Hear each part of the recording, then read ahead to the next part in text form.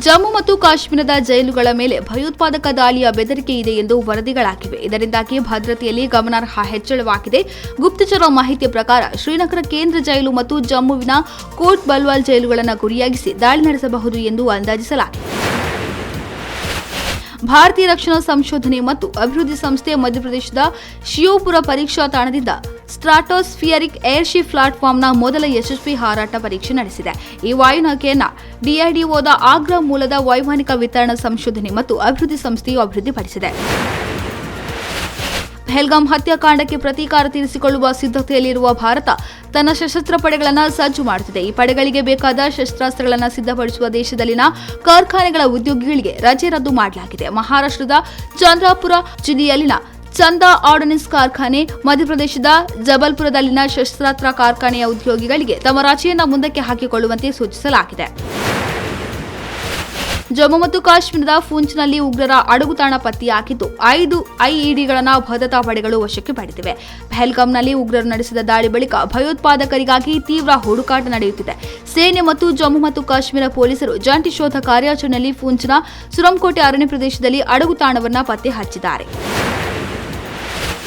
ಪಹಲ್ಗಾಮ್ ರಕ್ಕಸರಿಗೆ ಊಟ, ಆಶ್ರಯ ನೀಡಿ ನೆರವು ನೀಡಿದ ವ್ಯಕ್ತಿಯೊಬ್ಬ ಭದ್ರತಾ ಪಡೆಗಳಿಂದ ತಪ್ಪಿಸಿಕೊಳ್ಳಲು ಹೋಗಿ ನದಿಗೆ ಹಾರಿ ಮುಳುಗಿ ಸಾವನ್ನಪ್ಪಿದ್ದಾನೆಂದು ತಿಳಿದು ಬಂದಿದೆ. ಇಮ್ತಿಯಾಜ್ ಅಹಮದ್ ಮಾಗ್ರಿ ಎಂಬ 23 ವರ್ಷದ ವ್ಯಕ್ತಿ ಪಹಲ್ಗಾಮ್ ದಾಳಿಕೋರರಿಗೆ ಸಕಲ ನೆರವು ನೀಡುತ್ತಿದ್ದ ಎಂದು ಮೂಲಗಳು ಖಚಿತಪಡಿಸಿವೆ. ದೆಹಲಿಯಲ್ಲಿ ಕಾರ್ಯಕ್ರಮವೊಂದನ್ನು ಉದ್ದೇಶಿಸಿ ಮಾತನಾಡಿದ ರಕ್ಷಣಾ ಸಚಿವ ರಾಜನಾಥ್ ಸಿಂಗ್ ಅವರು, ಜನರಿಗೆ ಪ್ರಧಾನಿ ನರೇಂದ್ರ ಮೋದಿ ಏನೆಂಬುದು ಚೆನ್ನಾಗಿ ತಿಳಿದಿದೆ. ಅವರ ಕೆಲಸದ ನೀತಿ, ದೃಢನಿಶ್ಚಯ ಮತ್ತು ಅಪಾಯಗಳನ್ನು ತೆಗೆದುಕೊಳ್ಳುವ ರೀತಿ ಎಲ್ಲರಿಗೂ ತಿಳಿದಿದೆ. ಪ್ರಧಾನಿ ಮೋದಿ ಅವರ ನೇತೃತ್ವದಲ್ಲಿ ನೀವು ಬಯಸುವುದು ಖಂಡಿತವಾಗಿಯೂ ನಡೆಯುತ್ತದೆ ಎಂದು ನಾನು ನಿಮಗೆ ಭರವಸೆ ನೀಡಲು ಬಯಸುತ್ತೇನೆ ಎಂದು ಪಹಲ್ಗಾಮ್ ದಾಳಿಗೆ ಪ್ರತೀಕಾರದ ಕುರಿತಾಗಿ ಮಾತನಾಡಿದ್ದಾರೆ. ಇಸ್ಲಾಂ ಇರುವವರೆಗೂ ಭಯೋತ್ಪಾದನೆ ಜೀವಂತವಾಗಿರುತ್ತದೆ ಎಂದು ಬಾಂಗ್ಲಾದೇಶದ ಲೇಖಕಿ ತಸ್ಲಿಮಾ ನಸ್ರೀನ್ ಹೇಳಿದ್ದಾರೆ. ದೆಹಲಿ ಸಾಹಿತ್ಯ ಉತ್ಸವದಲ್ಲಿ ಮಾತನಾಡಿದ ಅವರು, ಪಹಲ್ಗಾಮ್ ಭಯೋತ್ಪಾದಕ ದಾಳಿ ಮತ್ತು 2016ರ ಢಾಕಾದಲ್ಲಿ ನಡೆದ ಭಯೋತ್ಪಾದಕ ದಾಳಿಯನ್ನು ಹೋಲಿಸಿ ಹೇಳಿಕೆ ನೀಡಿದ್ದಾರೆ. ಕಳೆದ 1400 ವರ್ಷಗಳಲ್ಲಿ ಇಸ್ಲಾಂ ವಿಕಸನಗೊಂಡಿಲ್ಲ, ಅದು ವಿಕಸನಗೊಳ್ಳುವವರೆಗೂ ಭಯೋತ್ಪಾದಕರನ್ನು ಬೆಳೆಸುತ್ತಲೇ ಇರುತ್ತದೆ. 2016ರ ಢಾಕಾ ದಾಳಿಯಲ್ಲಿ ಕಲ್ಮವನ್ನು ಪಠಿಸಿದ್ದಕ್ಕೆ ಜನರನ್ನು ಹತ್ಯೆ ಮಾಡಲಾಯಿತು ಎಂದಿದ್ದಾರೆ. ಭಾರತ ಮತ್ತು ಪಾಕಿಸ್ತಾನದ ನಡುವೆ ಯುದ್ಧದ ಕಾರ್ಮೋಡ ಹೆಚ್ಚಾಗುತ್ತಿದ್ದಂತೆ ಇದೀಗ ಭಾರತದ ಗಡಿ ಭದ್ರತಾ ಪಡೆಗೆ ಇನ್ನಷ್ಟು ಬಲ ಬಂದಿದ್ದು 16 ಹೊಸ ಬೆಟಾಲಿಯನ್ಗಳು ಸೇರ್ಪಡೆಯಾಗಲಿವೆ ಎಂದು ಮೂಲಗಳು ತಿಳಿಸಿವೆ.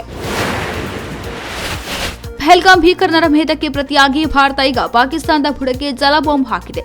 ಸಿಂಧೂ ನದಿಯ ಒಪ್ಪಂದವನ್ನು ಭಾರತ ಅಮಾನತಿನಲ್ಲಿಟ್ಟ ಬೆನ್ನಲ್ಲೇ ಚೆನಾಬ್ ನದಿಗೆ ಜಲಾಶಯಗಳಿಂದ ನೀರು ಹರಿಸುವುದನ್ನು ನಿಲ್ಲಿಸಿದೆ. ಭಾರತದೊಂದಿಗಿನ ಸಂಬಂಧವನ್ನು ಬಲಪಡಿಸಲು ಯುರೋಪ್ ಸೂಕ್ಷ್ಮತೆ ಮತ್ತು ಪರಸ್ಪರ ಆಸಕ್ತಿಯನ್ನು ತೋರಿಸಬೇಕು ಎಂದು ವಿದೇಶಾಂಗ ಸಚಿವ ಜಯಶಂಕರ್ ಹೇಳಿದ್ದಾರೆ. ಭಾರತವು ಪ್ರಚಾರಕರನ್ನಲ್ಲ, ಪಾಲುದಾರರನ್ನ ಹುಡುಕುತ್ತದೆ ಎಂದಿದ್ದಾರೆ. ಯುಪಿ ಗ್ರಾಮಗಳು ಈಗ ಕೃಷಿ ಜೊತೆಗೆ ಹೊಸತನಕ್ಕೂ ಹೆಸರುವಾಸಿಯಾಗಿದೆ. ಯುಪಿ ಸಿಎಂ ಯೋಗಿ ಆದಿತ್ಯನಾಥ್ ಅವರು ಗೋಬರ್ನಿಂದ ತಯಾರಿಸಿದ ಪೇಂಟ್ ಅನ್ನು ಸರ್ಕಾರಿ ಕಟ್ಟಡಗಳಿಗೆ ಕಡ್ಡಾಯಗೊಳಿಸಿದ್ದಾರೆ. ಇದು ಗೋಶಾಲೆಗಳನ್ನು ಆತ್ಮನಿರ್ಭರಗೊಳಿಸುವುದಲ್ಲದೆ ಗ್ರಾಮೀಣ ಉದ್ಯೋಗ ಸೃಷ್ಟಿಗೂ ನೆರವಾಗಲಿದೆ. ಪರಿಶಿಷ್ಟ ಜಾತಿ ಒಳ ಮೀಸಲಾತಿ ವರ್ಗೀಕರಣ ಸಮೀಕ್ಷೆ ಸೋಮವಾರದಿಂದ ಆರಂಭವಾಗಲಿದೆ. ಮೇ 17ರವರೆಗೆ ಮನೆ ಮನೆಗೆ ತೆರಳಿ ಸರ್ಕಾರಿ ಶಾಲಾ ಶಿಕ್ಷಕರು ಸಮೀಕ್ಷೆ ಕಾರ್ಯ ನಡೆಸಲಿದ್ದಾರೆ. ರಾಜ್ಯಾದ್ಯಂತ ಸುಮಾರು 58,960 ಗಣತಿದಾರರು ಸಮೀಕ್ಷೆ ಕಾರ್ಯ ನಡೆಸಲಿದ್ದಾರೆ. ಸುಮಾರು 6,000 ಸೂಪರ್ವೈಸರ್ಸ್ಗಳನ್ನು ನಿಯೋಜಿಸಲಾಗಿದೆ. ಇವರು ಸಮೀಕ್ಷೆಯ ಮೇಲೆ ನಿಗಾ ವಹಿಸಲಿದ್ದಾರೆ. ಅಂಕೋಲಾ ತಾಲೂಕಿನ 2 ಬೆಲ್ಜಿಯನ್ ಮಾಲಿನೋಯಿಸ್ ನಾಯಿಗಳು ಬೆಂಗಳೂರಿನ ಸಿಆರ್ಪಿಎಫ್ ಶಿಬಿರಕ್ಕೆ ಸೇರಲಿದ್ದು, ಅಲ್ಲಿ ಅವುಗಳಿಗೆ ತರಬೇತಿ ನೀಡಿ ಕಾರ್ಯಾಚರಣೆಗಳಲ್ಲಿ ಬಳಸಿಕೊಳ್ಳಲಾಗುತ್ತದೆ.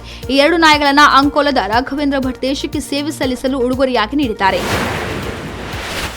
ಹೈದರಾಬಾದ್ನ ರಾಜೀವ್ ಗಾಂಧಿ ಅಂತಾರಾಷ್ಟ್ರೀಯ ಕ್ರೀಡಾಂಗಣದಲ್ಲಿ ಇಂದು ನಡೆಯಲಿರುವ ಐಪಿಎಲ್ 2025ರ ಪಂದ್ಯಾವಳಿಯಲ್ಲಿ ದಿಲ್ಲಿ ಕ್ಯಾಪಿಟಲ್ಸ್ ಮತ್ತು ಸನ್ರೈಸರ್ಸ್ ಹೈದರಾಬಾದ್ ತಂಡಗಳು ಮುಖಾಮುಖಿಯಾಗಲಿವೆ.